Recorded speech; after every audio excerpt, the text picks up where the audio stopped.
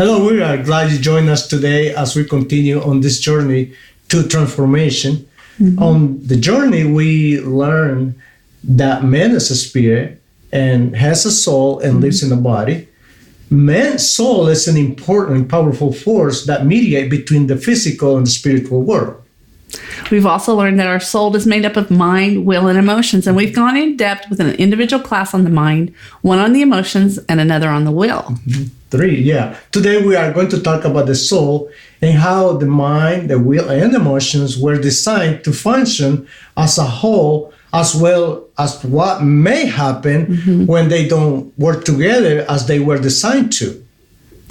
Our soul is a door to the spiritual realm where we can allow spiritual forces for good or evil to enter through our mind and our emotions and then make decisions with our will that will unlock the door into the natural and affect or influence our physical bodies and the natural physical realm by the decisions we act upon with our will. Yes, and John understood how the health of our soul affects the health of everything else in our lives. 3 John 1:2, he says, "Beloved, I pray that you may prosper in all things and be in health, just as your soul prospers." Yes, the soul is an interpreter. We've talked about this in other classes. It interprets what it sees and hears from both the spiritual and physical eyes, ears, and senses. In order for the soul to interpret correctly, it must be freed and healed from obstacles such as wounds in the soul, sin, unforgiveness, and things like that would keep us from discerning truth. So the soul interprets from the spiritual to the physical, and then from the physical to the spiritual.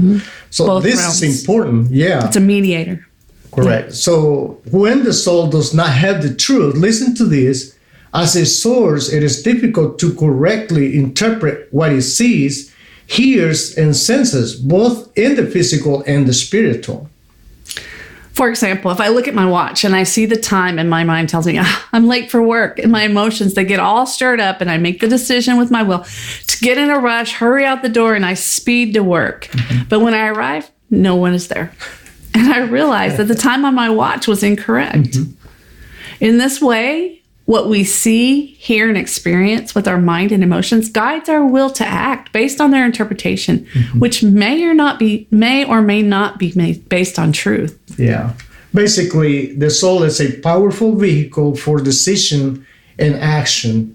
The mind and emotions are the lens through which the soul processes, judges, interprets, and filters what it sees and hears, both with its physical and spiritual senses. Then, based on the subsequent interpretation, a bias, belief, interpretation, assumption, or speculation is formed, and the will determines to act based on its bias or what it believes to be true. We know from John 10:10 that we have an enemy, and we keep repeating this because it's important. This enemy is seeking to kill, steal, and destroy our lives, and the Bible said that he's the father of lies, and there is no truth in him.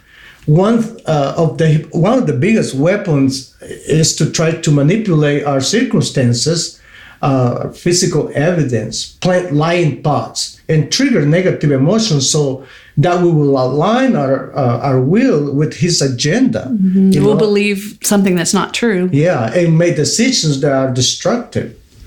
In this way, he gets us to interpret life situations incorrectly and make decisions based on our bias, belief, interpretation, assumption, and speculation rather than truth. Yeah. And these decisions are often harmful to us, to others, and to our future.